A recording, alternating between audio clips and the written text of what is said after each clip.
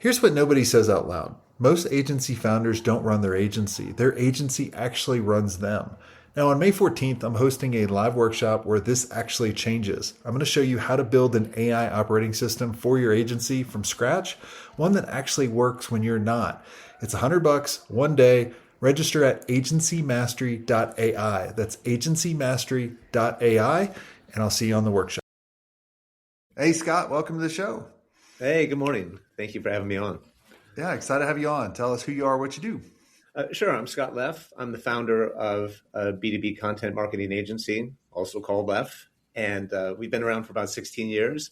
We serve global professional services firms and B2B companies and a couple nonprofits as well. Cool. Are you an accidental agency owner? What made you guys get started? Absolutely an accidental agency owner. I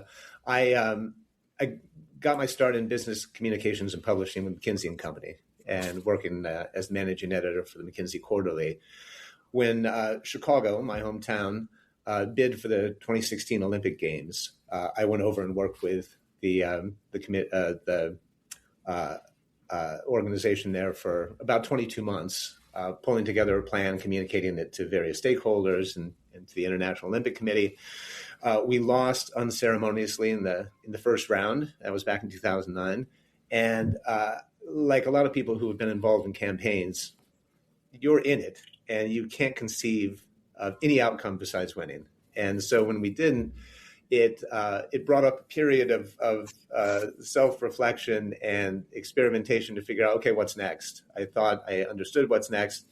And my wife, who's in branding and marketing, said, why don't you just hang up your shingle? We hire writers and editors all the time. And this was, I don't know if the gig economy was just taking off. I was just becoming aware of it. And so it was serendipitous and slowly filled up my dance card with work to the point where I had to hire somebody, and then away we went. So it was very accidental, incremental until we hit COVID, and then things exploded and we grew by 2 or 3 times in the span of a few years. And coming out of the pandemic, it's been a little bit of reassessment, understanding what we offer, how the landscape's changed, how AI is affecting everything. And so it's been an interesting journey for sure. Yeah, it's funny. I almost took a job with McKinsey. I actually, out of college, I took a job with Arthur Andersen, if you remember who they were. They're obviously not around anymore, but it was fun kind of working for the biggest consulting firm, because back then it was like the top 5. And it was just kind of the wild, wild west to like, how much could you learn in that amount of time? Now it's kind of like those companies, I would think now, like I went into AI the other day. I said, I want you to act as old Scott, old McKinsey researcher, and do a SWOT analysis. And what came back was unbelievable. Like I was blown away about that, but I always reminisce of those days when it was like that. I want to get into your agency kind of progression over the years. How has your bottleneck, because when you started hiring people and you started managing people, right? Were you a bottleneck for making decisions where they would flow all the decisions back through you, or were they off the races where you're like, yeah, man, like this is what I want, go fix it? Well, for the first 10, 12 years, I think everything flowed through me or my business partner. And so it wasn't, most of the time it wasn't a challenge because we were able to make decisions pretty quickly. We try not to drag our feet, but it's not possible to know everything about what's happening in the agency so that you can make informed decisions. And when you have to rely on others to delegate responsibility to them, report back to you on what they're hearing, what some of the opportunities might be.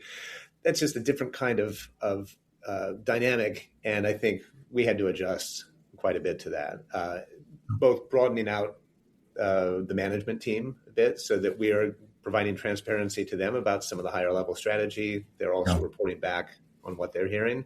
And then I think that allowed us to get to a better place, but never without more pain and drama than you like. Yeah. Why do you think you guys held on to those decisions for so long?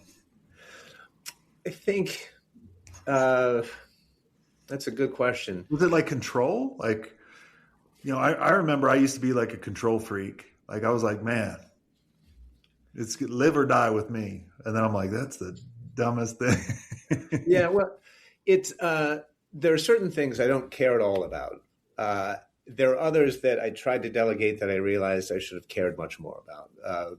One was hiring, and that was something that I thought it's important to give department managers some of the authority and autonomy to find good people and bring them in. Mm-hmm. And I realized that in a culture-driven organization like an agency where it matters so much, you really can't do that. You need to be involved, but it's finding, I think, how to be involved and at what level. You can't micromanage the whole thing, but you do need to be involved. And so I think you could take that example and probably extrapolate it across so many of the other decisions we were trying to make, and finding that way to be part of the conversation when you needed to be, and provide that perspective that maybe only you have was an adjustment. Yeah.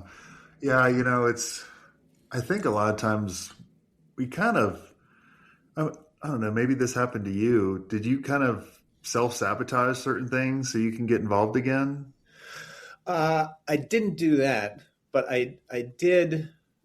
There were times where maybe I delegated without the proper direction or support so that I could go heads down on something else. And that wasn't the thing to do. It didn't get the outcome we wanted, because you can't assume that people have the experience and the knowledge to deal with what are often ambiguous kinds of decisions. It's these things often aren't cut and dried. Talent would be a perfect example. I was at a conference in October and was heard someone who had been involved in hiring and talent at Amazon and other places speak about it.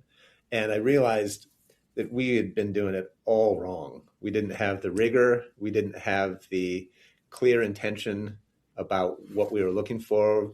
The role descriptions weren't really what they should have been. And he told a story about he was working with Jeff Bezos back in the day to hire an engineering team. And they'd gone through the rounds of interviews, and then they met to compare notes. And he said Bezos came in with 3 or 4 pages of handwritten notes. And he said to everybody else, "Where are your notes?" And they said, "We didn't take any." And he said, "I guarantee you, if I can take notes, as busy as I am, you can do it. So do your job." And that was an eye opener. I mean, we hadn't applied that level of rigor to hiring, and at an agency where your people represent your point of distinction as well as 80% of your overhead, then you've got to make it more of a priority and be better about it. So what did you change about that other than taking notes in the interview and that kind of stuff? Like, we haven't hired anybody since I got that piece of information. So you'll have to check back. But definitely more rigor on the front end, being very clear about what we're looking for, and then not going in. I think previously we went in winging it a bit and trusting our gut, trying to get a sense of the whole person rather than their qualifications and experience and how it lined up to what we were asking them to do. And again, this is one of those things where when you say it out loud, you think, well, of course, that's what you're supposed to be doing. But nobody had ever sat us down and said, here's the actual process that will yield a better outcome. And I think for agency owners, you're often thrust into those positions where you're doing the best with the experience and knowledge you have. You're trusting your gut. Sometimes you get a great outcome despite a bad process. Other times you follow a good process and you get somebody who is a terrible fit. And so anything that can take some of the guesswork out, increase your odds, I think, really important.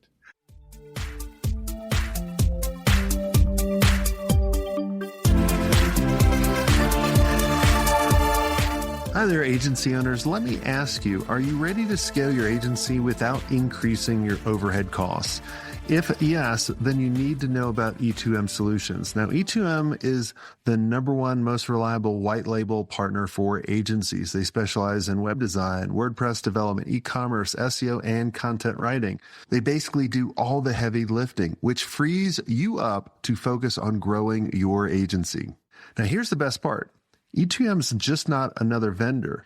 With over 10 years of experience, their team of over 300 experts has a track record of delivering for more than 300 agencies.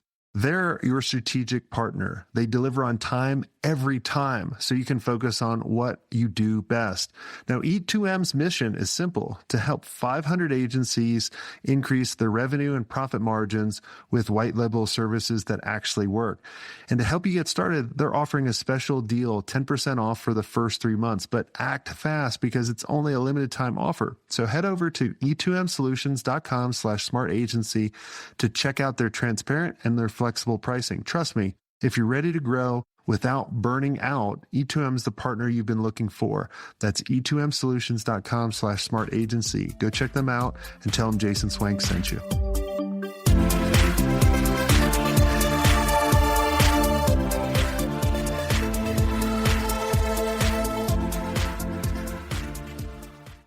One of the things I see, and I've done this in the past, I see this a lot, is us as entrepreneurs, we hire to have things fixed within the company. Like, we're hiring to solve a problem.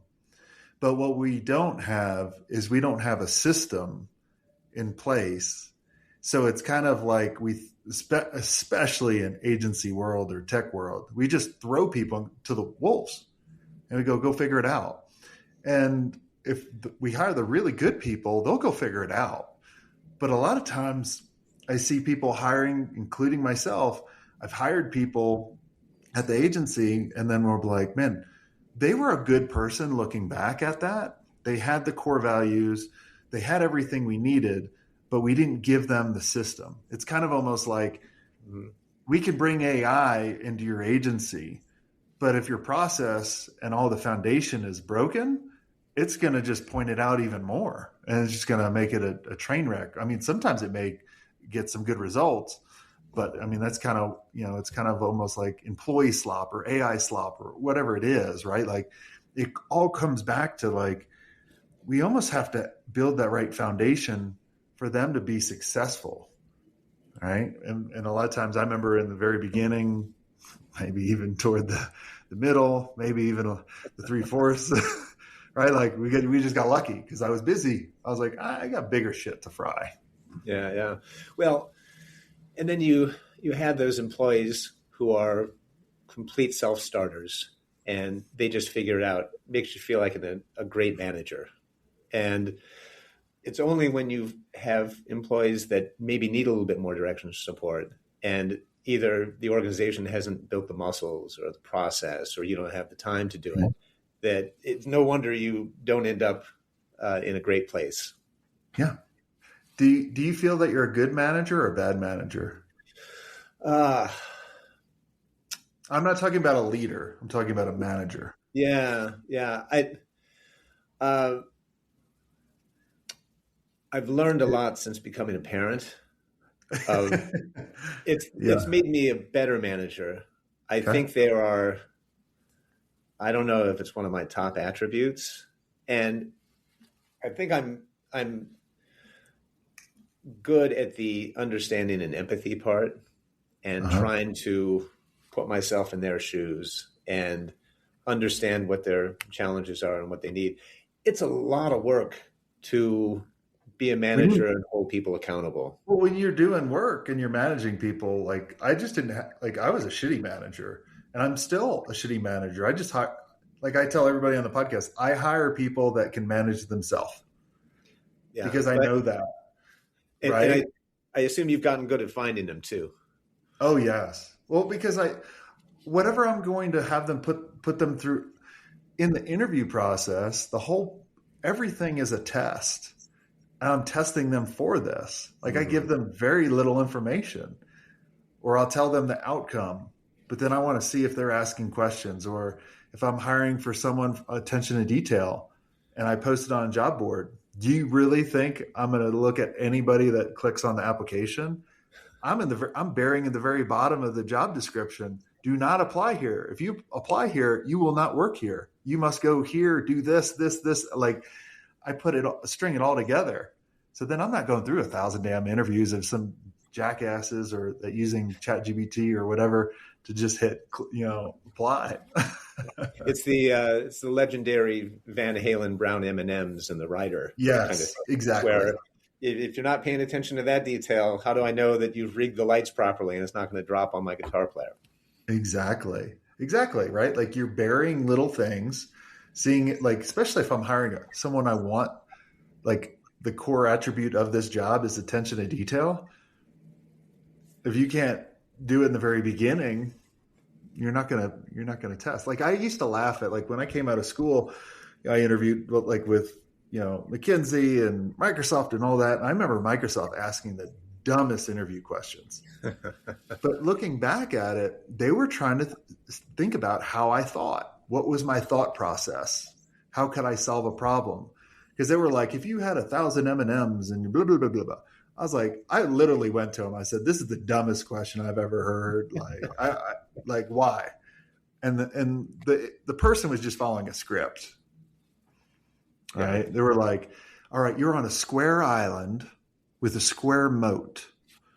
The moat is 10 feet in diameter across. You only have 2 9-foot poles. How do you get across? I was like, so I'd start asking questions. Can you tie it, right? Like the secret is lay the pole halfway across, because the square island is the key, and you put it over it. But I was like, this is the dumbest thing. Like, do you? But now I look back, I'm like, all right, Mr. Gates, that was a good interview question. So sometimes I steal that. Now I'm curious, how have you adjusted your interview process when it comes to hiring more senior people? Because I think that's a little bit more, we found it to be a little bit more challenging. I'd love to hear what you've learned. It's more on their values, right? So in the very beginning, when you're hiring, you think you need to duplicate yourself. And that's a complete, utter fucking disaster, right? Because 2 of you are just going to talk all the time and never going to execute, because we're like, hey, I have this idea. And let me tell you about it. Oh man, that's a good idea. But let me tell you about this idea. Right. And you're an idea factory with no execution. But I had to find my opposite, but I had to find the people that believed in what we believed in. That's why, a lot of times, I love like Tony Hsieh at Zappos, right? Their core values, or probably Amazon has that and all that kind of stuff. I know they bought, Tony's company, but I believed in the core values. Like if they believe in what I believe in, like being resourceful, learning, sharing, having fun, not being serious, fucking around, right? Like those different things. Like, could I go on a road trip with them? Would I have them over at my house? That's kind of how we pick, mastermind members to join and that kind of stuff, and the people that we help. The same way. Like that's how you should be picking your clients out. But for, execs, that's the first thing. And then one of the things that really makes it very easy for me is I go, all right, I don't tell them much about the job. I'll say, I want you to come up with a 90-day success plan. I hire you tomorrow. What does your 90-day success plan look like? And if they go into what it looks like right away, I'm like, no. Like I want them to ask questions. I want them to take time. I want them to book the next meeting with me, right? I want them to do everything, because I am hiring an exec or anybody to give me back my time. I'm not hiring someone to give me more time. That's what I did in the very beginning when I hired the wrong people. Yeah, it's interesting. Yeah, one of the things that came out of that session with the hiring person I talked about earlier was the conversation highlighted different factors that maybe don't seem like they make a lot of difference, but they really do. If somebody has worked at only large companies and you're hiring them to work in your small agency, no. They've worked primarily in the nonprofit world, and you're bringing them in. So things like that. Another one was if an executive has a side hustle, that could be a red flag. Not that you want to necessarily grade somebody down because they have ambition, but if you're hiring somebody at that level, you want the bulk of their ambition to be directed to your organization. Well, I used to think I would go to when I started the agency in Atlanta. There was a great talent pool in Atlanta, just like Chicago or New York, right? Like that was where tons of brands were, tons of talent. And I used to look up to some of the bigger agencies. Like, at the time we were maybe like 10 people. And I would look at some of the bigger ones, like 200 people, 300 people. I'd be like, man, if I can just get some of them, right? Then we could be that. They could transform us. And so I did that. I brought some of those people in. They were like, I felt like I was in Office Space because they thought they would have so many resources, and they didn't check mark my number one trait that I look for as being resourceful, because they were so used to having a big team and all these resources. They were just like, time to make the donuts. We're going to follow this SOP that's always been. And they would say, that's not my job. I'm like, that's exactly right. That's not your job, and you don't have a job. It's that resourcefulness. There is a skill to being able to thrive in a large organization, because managing the layers, understanding how to get the gears. How to kiss ass. Yeah, that's another one. But when I was over at the Olympic bid, every consulting firm in Chicago had seconded a team there. And it was interesting to see some of them outside of their bubble. The bid organization was a little bit like a campaign. It wasn't built to last. There weren't the structure and processes and other things that you need to have in a large organization and be able to navigate. And so it was Wild West, and some people did really well and others floundered because they were used to, okay, so can you do this? No, we don't have the resources. You have to figure out how to do it yourself. Yeah, drove me nuts. That's why I didn't last long at Arthur Andersen. I can't do those politics. I'm originally a New Yorker, so I'm going to tell you exactly how I feel. I'm not going to beat around the bush. And so, it was challenging. It's probably why I didn't go in the military, even though I wanted to be a fighter pilot. I was like, I probably would have been in Guantanamo Bay or something. Well, coincidentally, Arthur Andersen didn't last that much longer either, I'd imagine. No, you were there. That one day I walked in and I saw the paper shredding happen. No, I'm just kidding. That would be funny. Yeah, the funny part is my boss actually applied to my agency many years later, didn't know I owned it. So I was like, how was that conversation? Here? She didn't make the interview process. I should have brought her in, but then I was like, why even waste my time? It's you always imagine the comeuppance you're going to deliver in one way, and I think in the real world it often doesn't pan out and isn't quite as worth your time or energy. Well, what you realize is it's a very small world, and all you have is your reputation, and that's really it, right? Like if you say you're going to do something. That's my biggest thing. When people go back on their word or do something very different than what they tell you, like, okay, like it may not come back to bite you now, but later on it may. People remember that stuff for sure. Yeah. Yeah. You just got to be consistent and show up. And that's really it. I mean, and be patient, which is very hard for me. And that's why my team made me get some stupid little turtle tattoo. So you be patient. So that's to remind you to slow down and be yeah. thoughtful. Well, I lost a bet. I was like, it was this last year. So we do a couple events throughout the year, and there was just no one was signing up for this event, or not at the pace we thought we should have. And my team was like, look, we'll sell out. We always do. Just be patient. When we sell out, you're going to get a turtle tattoo. I was like, yeah, sure. Like, that won't happen. We sold out. I was like, all right, well, we'll get the turtle tattoo. We'll put it next to the Iron Man tattoo, because I was one of the slowest doing the Iron Man. So I was like, all right, that kind of works. You still did it. You still finished, right? I still finished 16 hours and 20 minutes later. Oof. Now, I just had to finish under 17 to be official, and I did it. Okay. It's do you listen to music when you work out, or are you alone with your thoughts? Because 16 hours is a long time to be alone with your thoughts. That's the scary part. I'm alone with my thoughts. Yeah. And the thoughts are like, "What? Hey, dummy, why are you doing this?" Or, "Okay, almost there."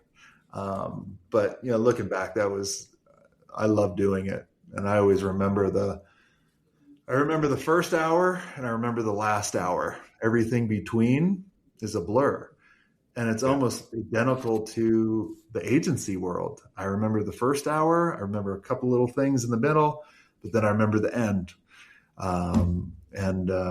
Just because you're just so busy, just going, I got to get to the end. I got to get to the end. And at both situations, I really wish I kind of took more stock to remember some more of the stories, because, I'll get together with my old team all the time, and they'll be like, "Hey, you remember that?" I'm like, "Oh yeah, I do actually remember that part." But we always thought the end goal is to sell, and that's it. I'm like, well, that's like a moment in time, like this big, versus remembering the whole 12 years, or in your case, 16 years, or whatever it is, right? So I'm curious, when you were running an agency, how did you deal with getting to the end of the year, taking stock, feeling pretty good about what you'd accomplished? You get to January 1st or 2nd, start all over again.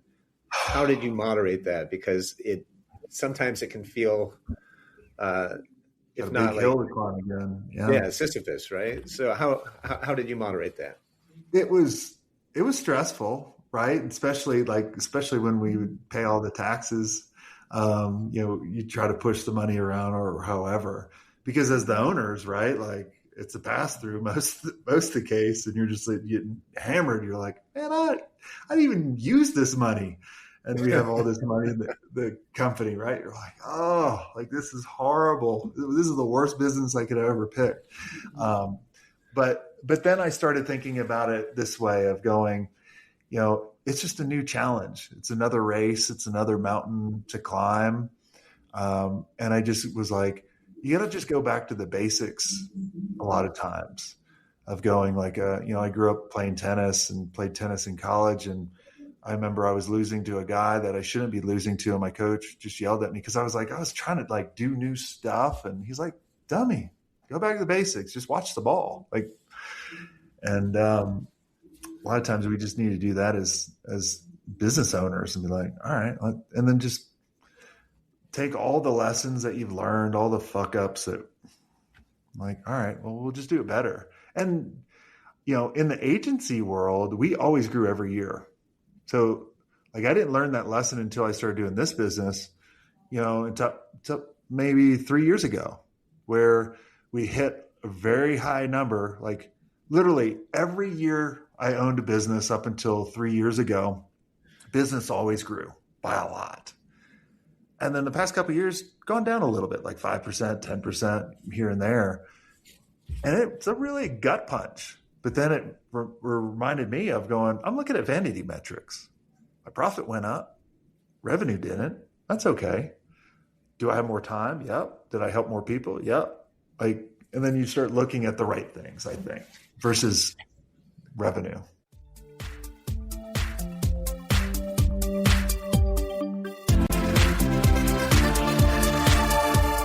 Did you know that agencies are losing 15 to 30% of profit every year, and most don't even actually realize it? The usual suspects are poor time tracking, manual timesheets, scope creep, untracked revisions.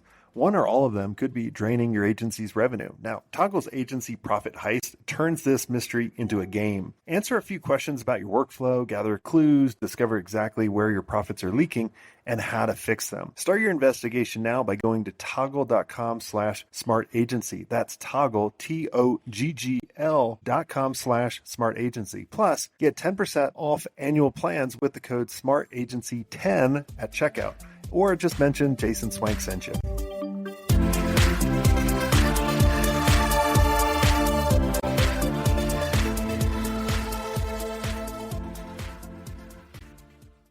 Yeah, it is. It's an interesting question to take a step back on, of why growth? Why are you growing? What do you want out of it? And I remember when we were a 6 or 7 person agency, I was talking with a former client who'd started an investment fund, and he wanted to support organizations that promoted veganism and animal rights. And so he said the mission of this organization is, we're going to invest in companies to do that. We're going to make some money along the way, but that's what we want the higher purpose to be. And that was why he wanted to grow. The more he could grow, the more companies he could invest in, the greater the impact he could have. But he asked me that, and I had to admit I hadn't thought about why growth or what I wanted out of growth. I just assumed that that's what everybody should do, right? You got to get bigger. If you're not getting bigger, you're not successful. And we also grew every year until the last couple, and then flattened out a bit. And so it's a necessary challenge to tackle, questions to ask yourself, so that you're making the right decisions to get to a better situation, right? And it's too easy to go head down and just grind away, and then look up and wonder where you are. I think the other thing too, right? Like, I think most people live, and I've seen this, working with thousands of founders over the years, is people live up to what they make and they don't put away a lot. And so when that happens, they're putting all their eggs in one basket, which is, I need to sell my business. And that's how I'm going to retire. And so one of the things, I was talking to someone a little while ago, and I told them, I said, look, as my income always increased, I didn't really increase my lifestyle much. Like, people may see some of the stuff that I do and that kind of stuff and think, but like, I really kind of only lived off 50% of what I made. And so for 20 some odd years, I only spent 50% of what I made, allow me to invest. And so like, I would be fine even if I didn't sell that agency. Mm-hmm. And so I always tell people, is like, as you make more, do that, because then it gives you options and you're not making decisions on money. Now, psychologically, like psyche Jason is like, past couple of years, I'm like, man, I don't like my revenue going down. It doesn't matter, right? Like, it still messes with my mindset, because I'm like, well, does that mean I'm not affecting people and helping people anymore?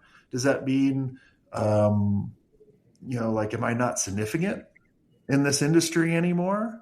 And like, I'll have those thoughts, like, as I'm running and doing nothing, like not listening to music. And then I'll be like, maybe this was a good run. Maybe I should stop, right? Like, I have those thoughts. And I think everybody has those thoughts. That's why I'm being honest with all of you is, it's not all sunshine and fucking rainbows. And you just got to kind of figure it out. But I think the one thing I tell a lot of people is if you can put away not just 5% or 10%, put away as much as you possibly can, you'll have more financial freedom. Like there's a company that's a member of mine. They have two partners. One spends their whole paycheck. The other one has not been putting away. One is completely miserable. One is completely happy and free. Which one do you think it is? Right? Yeah, right. Right. Well, so what do you tell people when they are at that point where they're getting ready to sell their agency? They maybe have a number in their mind that is based on nothing really, but just a number that they want out of the agency. How do you walk them through that process? Because I've heard that can be a real harsh wake-up call for agents. What is? Well, there's a couple harsh wake-up calls, right? The one is your whole identity has been agency so-called owner or CEO. And if when you sell, you sold your soul, like you feel like you're selling your baby. Well, that was just like a car. That was a mechanism, right? You're not selling your soul or your identity. Your identity is innovative, creative, resourceful, right? Like all these things you can put to other things and you can do other things, right? So you have to kind of realize that. The other part is the market changes. Like a lot of people say, I'm going to sell when I am 55. And I think that's kind of silly because you don't know where the market's going to be or what, right? I think you should sell when you know exactly what you want to do next, or you have repeatedly for over a 6-month period, you haven't been happy, but you know exactly what you want to do. Mm-hmm. If you sell your agency and don't know what the next step is for you, like where are you going, the destination, you're going to be depressed, because I was depressed. I went to a Tony Robbins event. That's how depressed I was. Walk on the stupid fire, right? Right? Like I really did. Like I was like, oh, I sold my soul. Like I have no purpose anymore. Like people kind of wither away. But like if you know you're going to be an airline pilot, cool. Sell the fucker. Go start flying. You know exactly what you want to do. You have a goal, because we have to be building something. We've been building something for so long.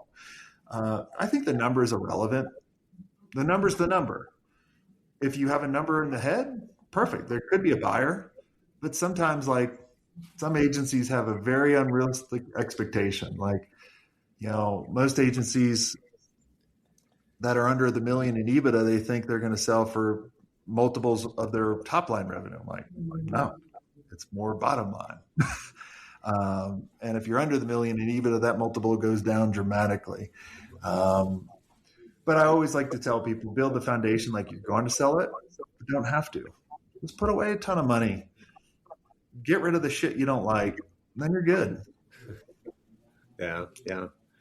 But I mean, it sounds like a lot of the discussions you have with agency owners are trying to get them to that it's like identity shift. What's that? It's an identity shift. Oh yeah.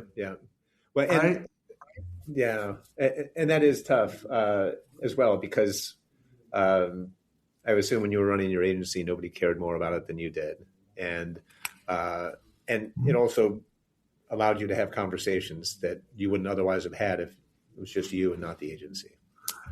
Well, sometimes, but if you give kind of ownership decisions and ownership, like when we sold some of our team that had like equity and that kind of stuff, they benefited, right? And they made decisions like owners. Like there's a book that we have coming out called The Operator to Owner, right? And it's kind of the 5 shifts you go through in the evolution. And that just doesn't apply to founders. That applies to anybody within the company. Because people can, right? Like you give them more responsibility, you give them more ownership, they're going to make decisions like you. They're going to care about the business like you. Now, they may not have sleepless nights like us because we started it. But, that's a challenge sometimes. But I look at people that have a career like an airline pilot, and I'm envious. because they can shut the plane down and they can shut their mind off. Very true. Very true. Why did we get into this business if we didn't want to do that? Well, we all got into it by accident. That's why. Yeah. So, well, cool. Well, this has been a blast, Scott. Thanks so much for coming on the show. For everyone listening, if you guys enjoyed this episode, make sure you like and subscribe. Make sure you go check out the new book. It's called Operator to Owner. You can find that at operator2ownerevolution.com. And until next time, have a swank day.